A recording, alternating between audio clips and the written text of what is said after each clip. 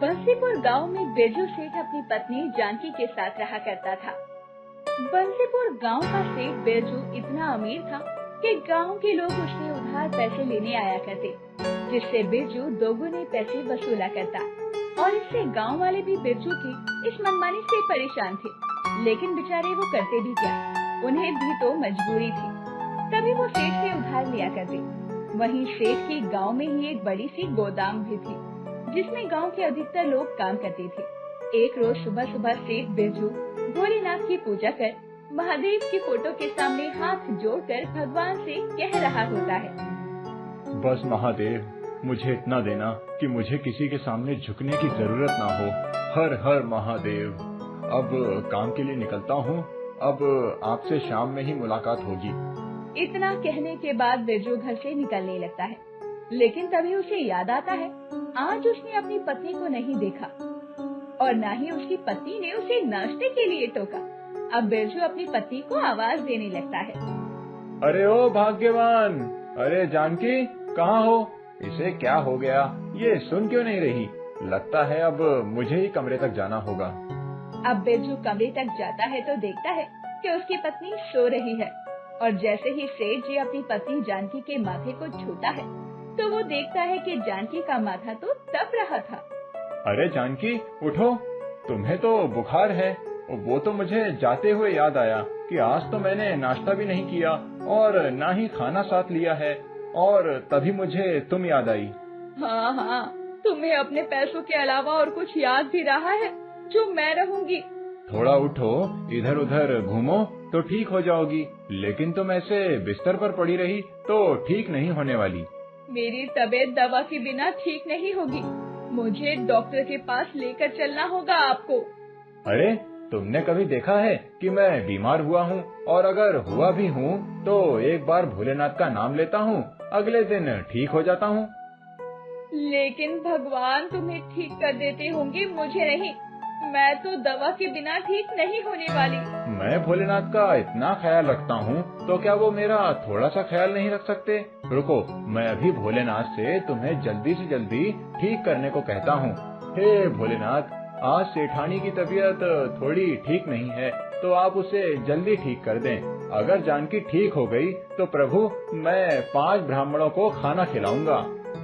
ये क्या कह रहे हैं आप? ज्यादा बोल दिया क्या? अच्छा रुको प्रभु, एक कम कर देता हूँ, 4 ब्राह्मणों को खाना खिला दूंगा। अरे ये क्या किया आपने? ये भी ज्यादा था क्या? अच्छा प्रभु, 3 ब्राह्मण। ये सब आप क्या कर रहे हैं? अरे एक बार बोला करो ना। प्रभु ये आखिरी बार बदल रहा हूँ और मैं एक ब्राह्मण को खाना खिला दूंगा जानकी के ठीक होते ही। अरे आपने प्रभु से ये सब बोलकर ब्राह्मणों को कम क्यों किया? पिछली बार भी आपने बोलकर ब्राह्मणों को खाना नहीं खिलाया था, और ये सब ठीक नहीं है। अरे एक ब्राह्मण को तो मैं खिला ही सकता हूँ। आप ये सब सही नहीं कर रहे हैं।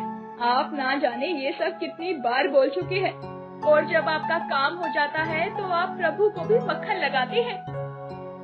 लगता है तुम ठीक हो रही हो। मैं चलता हूँ, मुझे गोदाम पर जाना है। इतना कहने के बाद ही बिरजू गोदाम के लिए निकल जाता है, और इधर जानकी अपने पति को कोस रही होती है। इनके पास जितना पैसा है उतना ही ये कंजूसी दिखाते हैं। मेरे गांव के लोगों के साथ तो फिर भी ठीक है, भोलेनाथ के सामने भी छल करते हैं। अब तो भगवान ही जाने इस कंजूस भक्त को। अब बिरजू गोदाम जाता है और वहाँ सारा काम देखता है। तभी बिरजू का मुनीम आकर बिरजू को महीने का हिसाब किताब बताता है। सेठ जी, इस बार अच्छा खासा मुनाफा हुआ है, और आप तो जानते हैं आपने इस मुनाफे के लिए गांव वालों को खाना खिलाने की मन्नत मांगी थी, तो अब आपको ये पूरा कर देना चाहिए, क्योंकि पिछली बार भी हमने कहकर कुछ भी नहीं किया। अरे वो सब तो ठीक है, लेकिन भोलेनाथ मेरी हर मनोकामना पूरी करते हैं। इस बार मैं भगवान से कोई बेईमानी नहीं करने वाला हूँ। हाँ हाँ, मैं भी तो वही कह रहा हूँ। आप कहें तो हलवाई, राशन, पानी सबकी व्यवस्था देख लेता हूँ सेठ जी। मैं राशन में 5 किलो बेसन और चीनी और घी आना है बस। हम गांव वालों को खाना नहीं खिला रहे क्या? खिला रहे हैं। पूरे गांव वालों को कल न्योता का बोल देना, कि सेठ जी के घर आना है और एक ही हलवाई कर लो, बस लड्डू ही तो बनवाना है। सेठ जी, मैं कुछ भी नहीं समझ पा रहा हूँ, आप कहना क्या चाहते हैं? मैंने जितना कहा बस उतना ही कर, बाकी मुझ पर छोड़ दे। इतना कहने के बाद सेठ तो वहाँ से चला जाता है, लेकिन सेठ के मुनीम को अब भी कुछ समझ नहीं आता। वो सेठ के कहे काम पर लग जाता है। ये सब कैलाश पर्वत से माँ पार्वती और शंकर जी देख रहे थे। प्रभु देख रहे हैं ना, आपकी भोलेपन का कितना फायदा उठाया जा रहा है। बिरजू तो पहले भी कई बार गांव वालों को दावत पर बुलाकर उन्हें खाने के नाम पर धोखा देता रहा है। कोई बात नहीं, इस बार तो मेरे परम भक्त बिरजू ने मुझे भी दावत पर बुलाया है। उसने कहा था कि उसके व्यापार में मुनाफा होता है तो वो सारे गांव को दावत देगा और उस दावत में मुझे भी आना होगा। फिर तो आपको जाना ही चाहिए प्रभु। अगले ही दिन पूरे गांव को सेठ जी के यहाँ पर दावत मिली हुई थी, लेकिन सेठ जी तो बेफिक्र थे और मुनीम और जानकी कुछ समझ नहीं पा रहे थे। देखिए, मैं अब तक समझ नहीं पाई हूँ कि आप चाहते क्या हैं। अरे ये जो आप 1000-1200 लड्डू बनवा रहे हैं, ये दावत में आने वाले लोग खाएंगे? सेठ जी बताइए, ये सब क्या है? मुझे भी बड़ी चिंता हो रही है। कहीं ऐसा तो नहीं आप सभी को बुलाकर लौटा देने वाले हैं? देखता जा तेरा सेठ क्या करता है, और जो मैं करने जा रहा हूँ उसे कहते हैं लाठी भी ना टूटे और सांप भी मर जाए। सेठ बिरजू और सेठानी ये बातें कर रहे होते हैं कि तभी वहाँ साधु का आना होता है। अलख निरंजन, बच्चा, तेरे दरवाजे पर एक भूखा साधु आया है और वो काफी दिनों से भूखा है।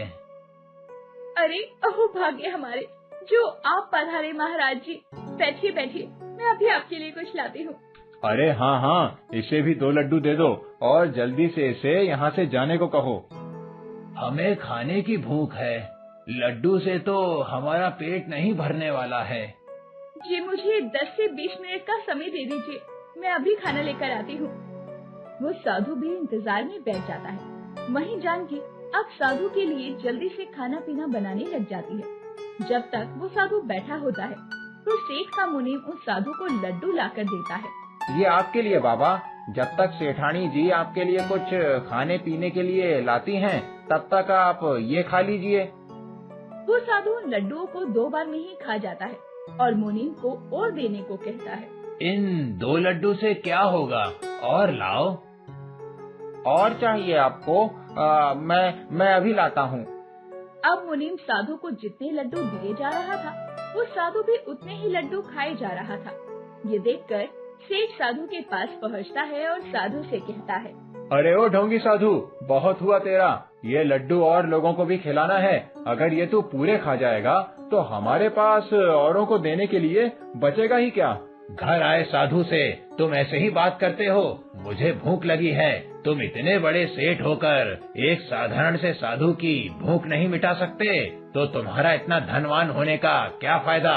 मैं अभी तुम्हें श्राप देता हूँ। अरे मान जाइए और कहिए आप इनका पेट भरकर ही जाने देंगे। अच्छा खासा काम धंधा बंद करवा कर मानेंगे आप। रुकिए रुकिए साधु बाबा, मैं करता हूँ ना आपकी भूख को कम करने का उपाय।